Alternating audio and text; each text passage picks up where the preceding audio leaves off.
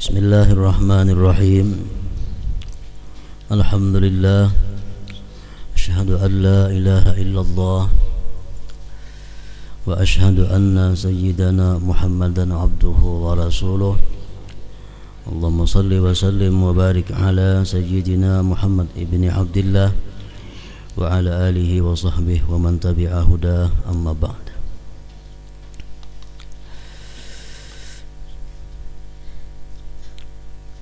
Yang kita hormati dan kita cintai para habaib, alim ulama, guru-guru agama,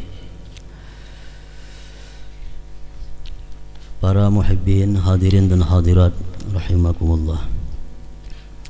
Pertama-tama senantiasa kita panjatkan puji syukur kehadirat Allah Subhanahu wa ta'ala atas limpahan anugerah yang selalu diberikan kepada kita semua. Dan juga salawat dan salam selalu kita haturkan keharibaan junjungan kita Nabi besar Muhammad sallallahu alaihi wasallam dan kepada seluruh keluarga, para sahabat, zuriat dan pengikut ila yaumil qiyamah.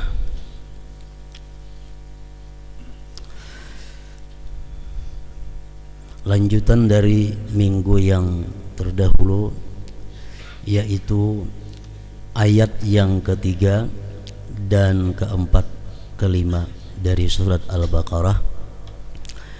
A'udzubillahi minasyaitonir rajim. Alladzina yu'minuna bil ghaibi wa yuqimunas shalah wa mimma razaqnahum yunfiqun. Walladzina yu'minuna bima unzila ilaika wa ma unzila min qablik wa bil akhirati hum yuqinun. Ulaika ala hudan min rabbihim wa ulaika humul muflihun. Terjemah daripada ayat itu adalah orang-orang yang beriman dengan yang gaib. Orang-orang yang beriman dengan yang gaib dan mendirikan atau menegakkan sembahyang, dan daripada rizki yang kami berikan kepada mereka, mereka menafkahkannya. Dan orang-orang yang beriman dengan kitab yang diturunkan kepada engkau dan kitab yang diturunkan dari sebelum engkau, dan dengan akhirat mereka itu meyakini. Mereka itulah atas petunjuk dari Tuhan mereka, dan mereka itulah orang-orang yang beruntung. Nah, para muhibbin rahimakumullah, dari tiga ayat ini, ayat ketiga, keempat, dan kelima, para ulama tafsir menyimpulkan bahwa miftahul huda wal falah khamsatun. Kunci daripada petunjuk dan keberuntungan dunia akhirat itu ada pada 5 perkara. Orang-orang yang beruntung dunia akhirat, orang-orang yang selalu berada di jalan petunjuk Allah, ialah orang-orang yang mengerjakan, melakukan 5 perkara di dalam ayat-ayat tersebut tadi. Yang 5 perkara itu adalah: pertama, alladzina yu'minuna bil ghaib, artinya al-iman bil ghaib, beriman dengan yang gaib. Yang kedua, iqamus shalah, menegakkan, mendirikan sembahyang. Yang ketiga, infaqul malil halal fi wajhim masyru', menafkahkan, mengeluarkan harta yang halal pada jalan yang disyariatkan. Yang keempat, al-iman bil Qur'an wal kutubis samawiyah, beriman dengan Al-Qur'an dan seluruh kitab-kitab samawi. Dan yang kelima, al-yakin bil akhirah, yakin dengan akhirat. Nah, 5 perkara itu miftahul huda wal falah, kunci petunjuk dan keberuntungan. Jadi yang pertama, al-iman bil ghaib. Iman itu artinya menurut sebahagian para ulama dari berbagai macam pendapat, kita ambil salah satunya adalah iman itu huwa tasdiqul qalbiyyu, artinya membenarkannya hati. Jadi iman ini artinya perkara hati, hati membenarkan, itu iman. Gaib itu artinya maghaba 'anil hawasil khams, sesuatu yang tidak terjangkau oleh panca indera yang 5 ini. Itu gaib, yang kada terjangkau oleh panca indera, yang kada bisa diperdapati oleh panca indera yang 5. Fayadkhulu fihi, maka termasuklah di situ at-tasdiqul qalbi, membenarkannya hati, billah, dengan Allah, wa malaikatihi, malaikatnya, wa kutubihi, kitab-kitabnya, wa rusulihi, rasul-rasulnya, wal yaumil akhir, hari kiamat, wa bil qadar, dengan takdir khairihi wa syarrihi, baik dan buruknya, minallah, dari Allah subhanahu wa ta'ala. Nah, itu perkara yang gaib. Bila kita percaya kepada yang tersebut tadi, sudah termasuk kita dalam alladzina yu'minuna bil ghaib. Allah itu gaib. Kenapa? Kada bisa dilihat dengan mata zahir ini.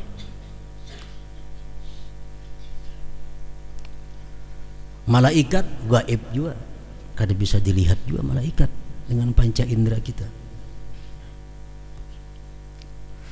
Kutubihi, kitab-kitab Allah, itu pun gaib. Kita kada pernah tahu bagaimana, macam apa Allah menurunkan kitab kepada Rasulnya. Itu gaib bagi kita. Wa rusulihi, rasul-rasul Allah pun gaib bagi kita.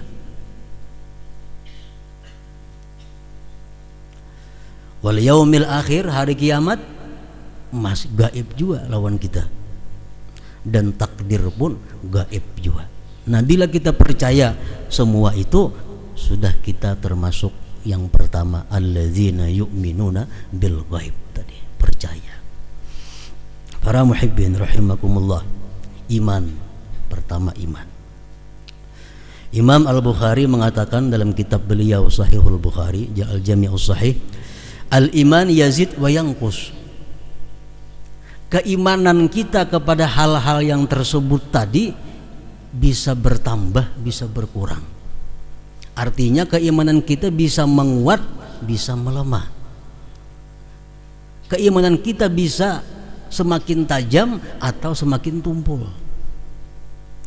Jadi iman yang ada pada kita ini yazid wa yanqus, bertambah, berkurang. Kadang-kadang iman kita naik, kadang-kadang iman kita turun. Nah, macam sinyal. Allah sinyal. Nah, kadang-kadang sinyalnya sampai ke atas, kadang-kadang ada sinyalan sama sekali. Nah, itu iman seperti itu. Yazidu bit ta'ah wa yanqusu bil ma'siyah. Iman kita itu dia bertambah dengan sebab perbuatan taat. Kita berzikir, bersalawat, berkumpul di majelis ilmu, itu menambah iman. Nah, menambah iman. Wa yanqusu bil ma'siyah, dan iman itu berkurang dengan perbuatan maksiat. Kita berbuat maksiat, iman kita turun, iman kita turun. Nah, para muhibbin rahimakumullah, bahkan ada beberapa macam maksiat yang bila kita lakukan, iman kita sudah hilang sama sekali. Sinyalnya sudah kada ada lagi. Kalau handphone tuh kada bersinyal, kayak apa aja larangnya kada berguna. Handphone tuh kada bersinyal, kayak apa aja larangnya handphone kada tak pakai. Mengirim kada kawa, menerima kada kawa. Nah, orang manusia nang sinyal imannya ini hilang, diberi nasihat kada masuk, inya memberi nasihat pun kada bisa juga kepada orang. Nah, jadi iman dengan sebab berbuat satu maksiat ada kadang-kadang hilang sama sekali. Rasulullah sallallahu alaihi wasallam bersabda, "Man zana aw syaribal khamra naza'allahu minhul iman kama yakhla'ul insanul ghamisa min ra'sih." Rawahul Hakim. Barang siapa berzina atau dia meminum minuman keras, Allah cabut daripadanya iman sebagaimana melepaskan seseorang akan bajunya dari kepalanya. Nah, jadi perbuatan zina menghilangkan iman sama sekali. Minum minuman keras menghilangkan iman. Allah cabut iman seperti kita memacul baju gamis ke atas.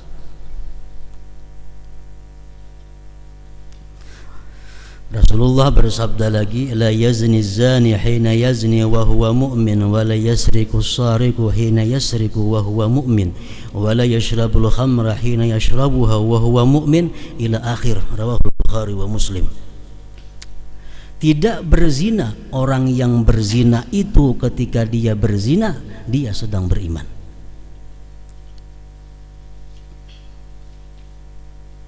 Tidak mencuri orang yang mencuri itu ketika dia mencuri dia sedang beriman.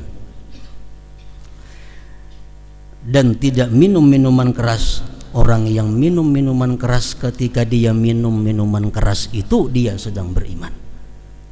Jadi artinya orang yang melakukan 3 perkara itu waktu dia melakukan itu imannya kadada sama sekali. Imannya kadada waktu dia melakukan itu. Zina, minum minuman keras, pencurian. Ini merupakan 3 macam penyakit masyarakat. Baik masyarakat bawah, masyarakat kelas atas, masyarakat kaya, masyarakat miskin, masyarakat swasta, masyarakat pejabat, kada lepas daripada salah satu antara 3 itu penyakit masyarakat. Minum minuman keras, orang miskin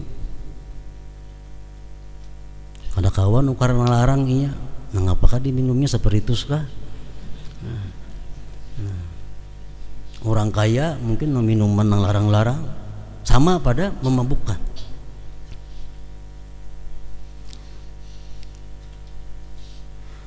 Nah, kenapa 3 macam ini maksiat sampai menghilangkan iman waktu kita melakukannya? Waktu seseorang melakukan itu hilang imannya. Pertama adalah zina. Perbuatan zina ini begitu keras ancaman Allah sampai-sampai ada sebagian ulama menyebutkan dalam kitab Al-Kabair ini peringkat 2 sesudah syirik dengan Allah. Zina ini menghancurkan tatanan masyarakat, dan zina ini kalau dia jadi anak akan menumbuhkan generasi yang haram. Bila generasi haram ini berkembang biak, otomatis dipenuhi manusia-manusia yang haram. Nah, itu sebabnya zina ini. Rasulullah menyatakan dalam hadis, la yadkhulul jannata lahmun nabata min haram. Tidak masuk surga daging yang tumbuh daripada yang haram. Pannaru aulabih, neraka lebih patut dengannya. Itu daging yang diberi makan dengan makanan yang haram, apalagi sebagian awaknya daripada yang haram. Kalau di kampung kita ada 10 generasi haram macam ini, hancur kampung kita. Kenapa sebabnya? Karena generasi yang badannya ini haram, perbuatannya tentu akan berbuat kerusakan-kerusakan di muka bumi ini. Itu pertama itu. Makanya orang berzina itu hilang iman waktu dia berzina itu. Dan lagi Rasulullah SAW bersabda, man zana zuniya bih. Barang siapa berzina maka akan dizinai orang juga dia.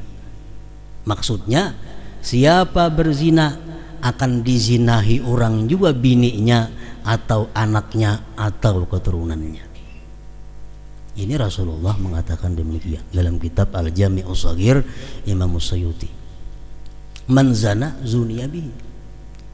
Bila kita berzina, bini kita kena jaga. Ada bini anak, ada anak cucu, karena cucu pembantu. Nah ini Rasulullah sudah mengatakan man zana zuniya bihi. Makanya keras larangan Allah terhadap zina ini. Di dalam kitab Faidul Qadir Syarah Jami'us Shaghir disebutkan di situ, inna waladaz zina la yadkhulul jannah ila sab'ati aba fa khaffafallahu an hadhihi al-ummah ja'alaha ila khamsati aba. Anak zina tidak masuk surga sampai 7 turunan. Kemudian Allah meringankan untuk ini umat Nabi Muhammad sallallahu alaihi wasallam, Allah jadikan menjadi 5 generasi keturunan. Nah itu anak zina. Waladuz zina syarrus thalasah, kata Rasulullah. Anak zina ini yang paling jahat di antara 3. Abahnya, laki-lakinya, bebiniannya, anaknya kena. Abahnya jahat karena berzina, mamanya jahat karena berzina. Anaknya yang paling jahat. Anaknya. Nah jadi zina ini kalau andai kata dibiarkan, timbullah generasi-generasi yang haram, timbullah generasi-generasi yang akan berbuat kekacauan di masyarakat nantinya. Makanya talitiha manusia nang bina macam-macam, berarti turunannya kayak apa? Barangkali asal usulnya kada jelas. Jadi hati-hati memilih minantu, calon minantu, bujur-bujur lihat anaknya nah, bakal laki anak nih, anak siapa, cucu siapa, buyut siapa, cicit siapa, menyatahu nah, minimal ingat kai, oh ini anak si Fulan orang soleh, anak si Fulan lagi, nah ayo, jangan sembarangan mengambil minantu.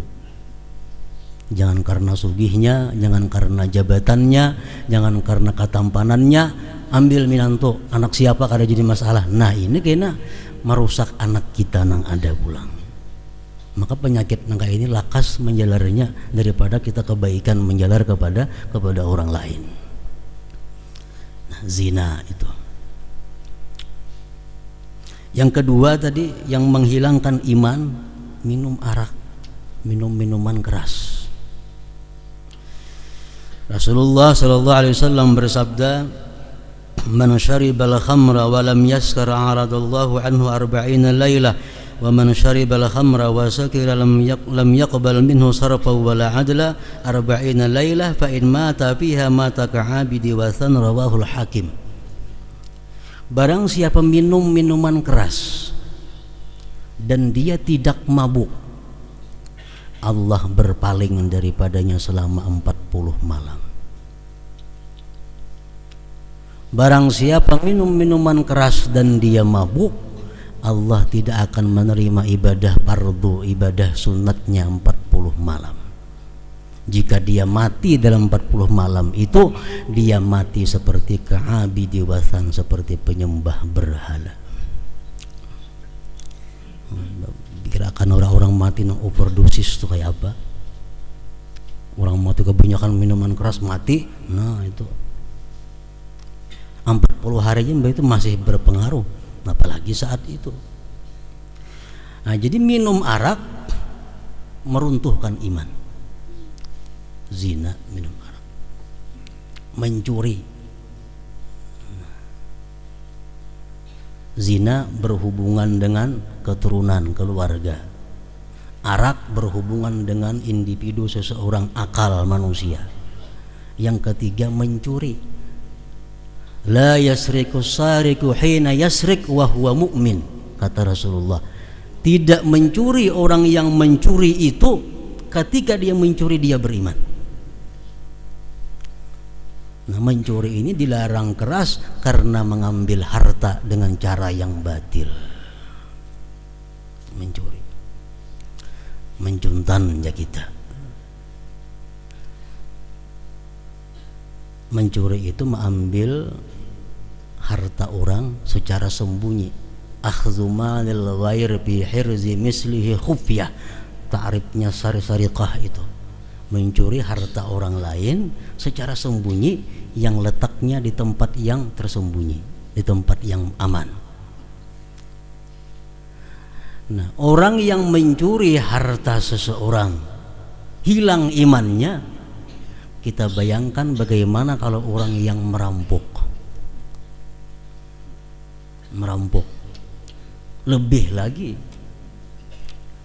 kalau orang yang merampok sudah lebih daripada mencuri lagi, kita bayangkan bagaimana orang-orang yang korupsi itu. Mencuri masih mengambil harta seekor orang, merampok masih mengambil harta sebuah rumah paling-paling. Coba orang-orang korupsi itu mengakibatkan jutaan manusia yang sengsara. Adalah iman lagi, kada punya iman lagi orang yang sedang korupsi itu. Jelas dicabut oleh Allah Subhanahu wa ta'ala. Jutaan masyarakat nang sengsara gara-gara korupsi ini. Minyak jadi larang, listrik sapaja-paja, semua larang gara-gara apa? Korupsi. Tentu orang yang koruptor itu jelas sudah kada punya iman lagi. Bila orang kada punya iman, dia melakukan satu ibadah ngarannya kemunafikan. Orang munafik, orang kada punya iman tapi dia sembahyang, kelanggar, naik haji, itu munafik. Hatinya kada punya iman. Jadinya berbuat baik hanya minta tangguh benar aja. Minta tangguh. Pada aku orang nang sosial, pada aku orang nang ahli ibadah, aku suka kebaikan, aku suka habaib. Padahal imannya kada ada. Nah, jadi iman kita bertambah kalau kita taat kepada Allah. Iman kita bertambah kalau kita dekat dengan orang-orang yang dekat dengan Allah. Iman kita turun habis kalau kita melakukan beberapa macam hal maksiat tadi. Nah, itu alladzina yu'minuna bil ghaib, orang-orang yang beriman dengan gaib, dengan yang gaib. Yang kedua, kunci keberuntungan tadi adalah iqamus salah, mendirikan salat, menegakkan salat. Menegakkan salat lain dengan orang yang mengerjakan salat. Orang nang manajak tihang lain lawan orang yang menegakkan tihang. Manajak tihang ya, asal betajak aja condong kemana kada jadi masalah, asal betajak. Tapi kalau menegakkan tiang, nah tegak. Allah mencela orang-orang yang salat dalam Al-Quran. Allah memuji orang yang menegakkan salat. Fawailun lil musallin, celaka orang-orang yang sembahyang, dicela Allah. Tapi Allah menyuruh kita bukan sekedar sembahyang, tapi wa yuqimunas shalah, mendirikan sembahyang. Kenapa sebabnya? Karena bila kita mampu mendirikan salat, maka itu akan menjadi benteng kita daripada perbuatan segala maksiat. Itu gunanya. Kayak apa mendirikan salat itu? Kayak apa sembahyang kita supaya bisa tegak? Para ulama suluk mengatakan bahwa yang dimaksud dengan iqamus salah, mendirikan salat itu adalah fi'lus syurut wal arkan was sunan wa tarkul mubtilat wal muharramat wal makruhat zahira wa batina. Mendirikan salat itu melaksanakan syarat, rukun dan sunat sembahyang, meninggalkan yang membatalkannya, meninggalkan yang haram yang kada membatalkan, dan meninggalkan yang makruh. Kalau kita sembahyang untuk kita kawa melaksanakan seperti itu, nah kita sudah menegakkan salat, melakukan syarat sembahyang, suci, menutup aurat, menghadap kiblat, tahu cara-cara sembahyang. Rukun sembahyang gawi dengan bujur. Sunat-sunat sembahyang laksanakan. Sunat sembahyang macam tasyahud awal, macam kunut, macam doaul istiftah, macam membaca surah sesudah Fatihah. Itu sunat-sunat sembahyang. Kita gawi nang sunat-sunatnya, tinggalkan nang membatalkan sembahyang. Tinggalkan pula yang haram-haram yang kadang membatalkan sembahyang. Kan dalam sembahyang ada perbuatan yang haram tapi kadang membatalkan dengan sembahyang. Contohnya ujar ulama fikih mencontohkan seperti mentasdidkan yang tidak bertasdid. Satu contohnya, misal maliki yaumiddin. Kan pernah ada bertasdid maliki yaumiddin. Nya bertasdid maliki yaumiddin. Itu haram tapi kada batal sembahyangnya. Nah, ditinggalkan juga itu.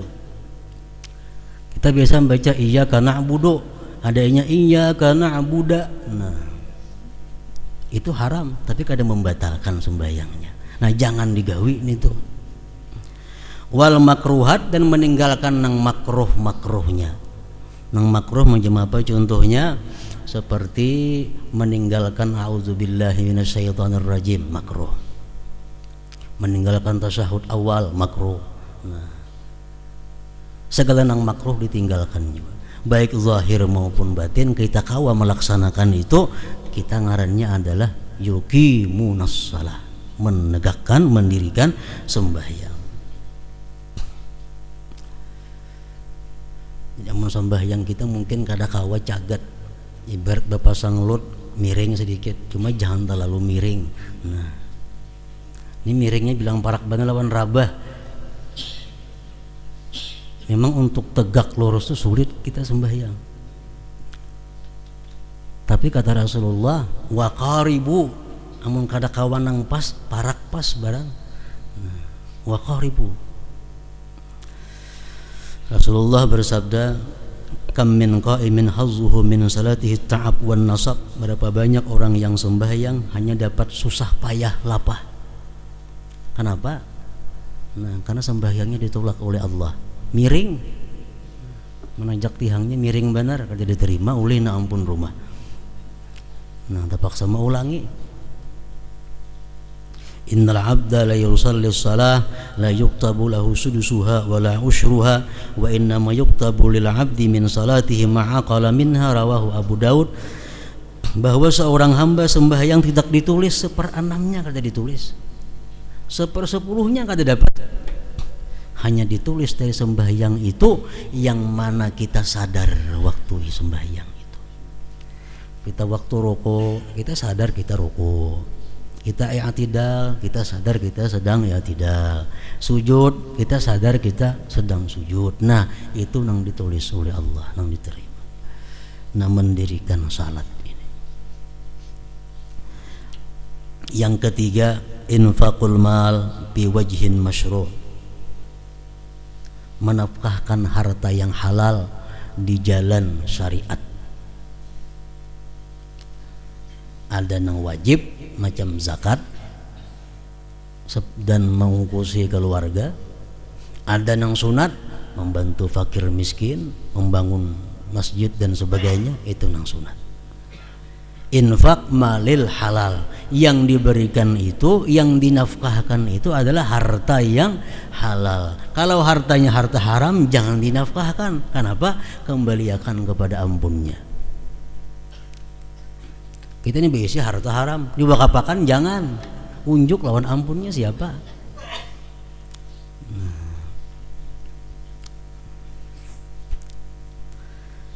Rasulullah sallallahu alaihi wasallam bersabda, man asaba malan min ma'sam fawasala bihi rahimah aw tasaddaqa bihi wa anfaqahu fi sabilillah jama'allahu dzalik jami'a tsumma kadzafahu bin nar, rawahu Abu Daud.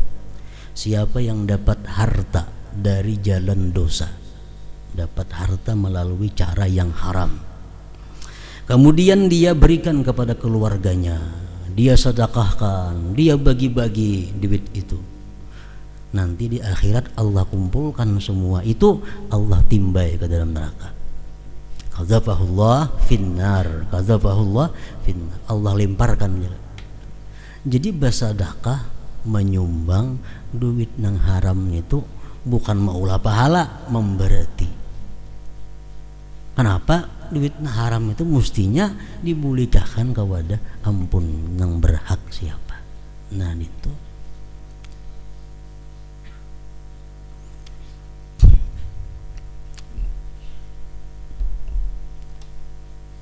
riba contohnya. Nah kita misalnya bekerja bagawi menghutangkan duit lawan orang, rentenir.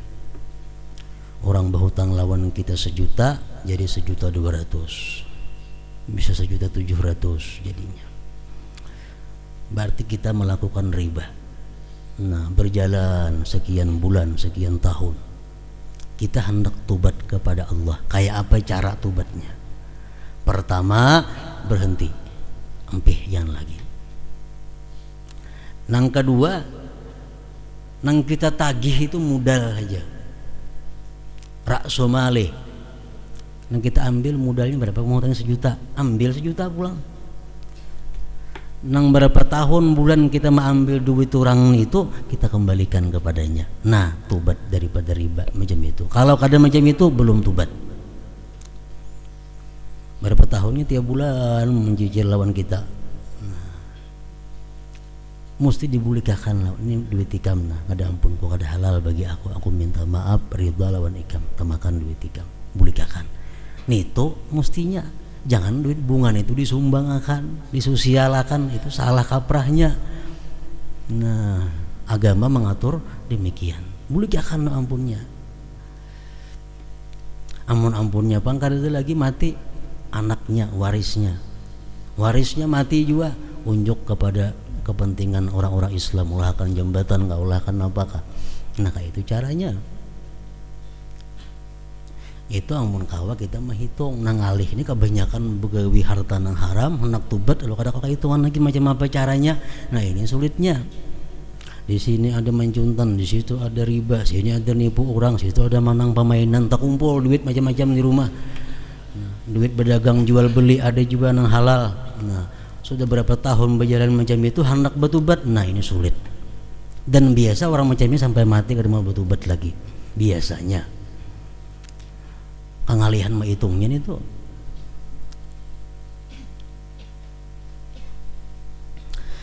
Jadi infaqul malil halal fi wajhin masyru'. Yang ketiga, menafkahkan harta yang halal pada jalan syariat, jalan yang dibenarkan. Jadi duitnya duit halal, menggunakannya pun ke jalan yang dibolehkan, diizinkan oleh syariat. Yang keempat daripada kunci keberuntungan dunia akhirat adalah beriman dengan Quran dan beriman dengan kutubus samawiyah. Abi Dzar pernah bertanya kepada Rasulullah, kam kitaban anzalallah, wahai Rasulullah, berapa jumlah kitab yang diturunkan Allah ke dunia ini? Qala, menjawab Rasulullah, mi'atu kitabin wa arba'atu kutubin, 104 kitab jumlahnya yang diturunkan Allah kepada nabi-nabi sejak Adam sampai Rasulullah, ada 104 kitab. Nah itu wajib kita percaya bahwa kitab-kitab samawi itu diturunkan oleh Allah subhanahu wa ta'ala. Anzalallah ala Syis khamsina sahifah, Allah turunkan kepada Nabi Syis, anaknya Nabi Adam, 50 kitab, 50 lembar. Wa ala Akhnuh 30 sahifah, Nabi Idris 30. Wa ala Ibrahim, Nabi Ibrahim 10 sahaib, 10. Wa anzala ala Musa qabla Taurat 10 sahaib, Nabi Musa sebelum diberi Taurat dapat 10 juga. Kemudian wa anzala Taurat wal Injil waz Zabur wal Injil wal Quran, jumlah 104. Itu yang wajib kita percayai. Nah yang terakhir, kunci daripada keberuntungan itu adalah al-yakin bil akhirah, yakin dengan akhirat. Beriman dengan yang gaib, nang 6 perkara rukun iman nang 6 tu gaib. termasuk gaib. Mendirikan salat, kemudian lagi menafkahkan harta yang halal di jalan disyariatkan. Yang keempat, beriman dengan kitab-kitab Allah. Yang kelima terakhir, beryakin dengan akhirat. Yakin itu apa artinya? Karena sudah jadi bahasa Indonesia. Yakin lah ikan biar.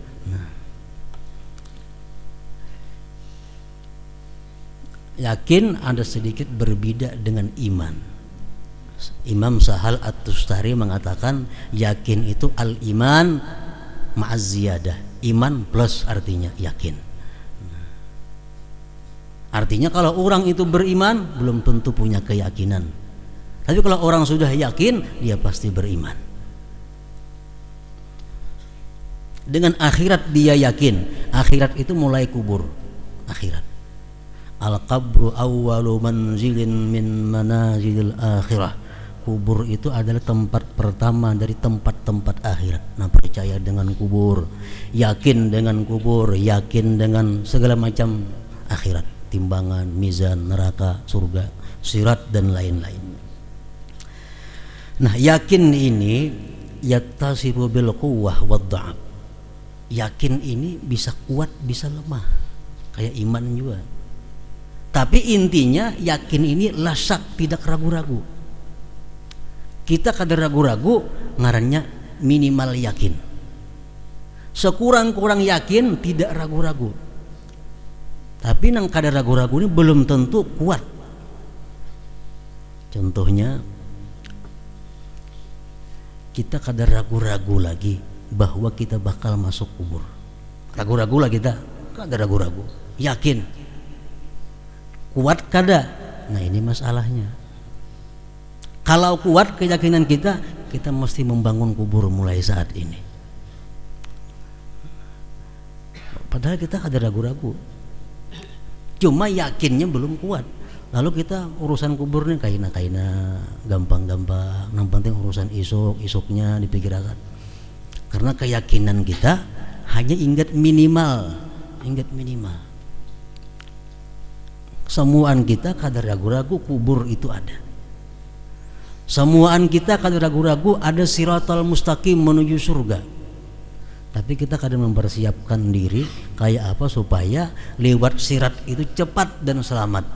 Jangan lambat selamat bawahi neraka itu. Siratal mustaqim itu yang penting cepat selamat.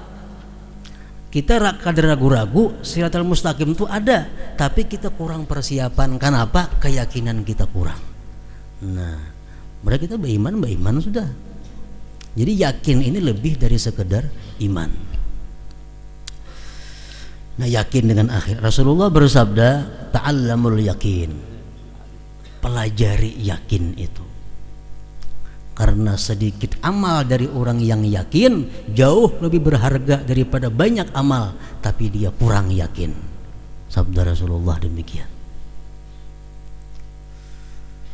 Kayak apa cara belajar yakin itu para? Imam Ghazali mengatakan cara belajar yakin itu adalah jalisul mukinin. Kawani orang-orang yang yakin. Jangan kawan lawan orang yang lemah keyakinannya. Tak umpat juga lemah kita. Dekat-dekat semajlis dirancaki lawan orang-orang yang punya keyakinan kuat. Niscaya menjalar kepada kita keyakinan itu menjadi kuat juga. Nah, bila 5 perkara ini sudah kita peroleh, Allah mengatakan ulaika ala hudam min rabbihim wa ulaika humul muflihun. Merekalah orang-orang yang berada di atas petunjuk Tuhan dan merekalah orang-orang yang beruntung, sukses, bahagia dunia dan akhirat. Nah, situ dulu ila hadratin Nabi sallallahu alaihi wasallam. Al-Fatihah.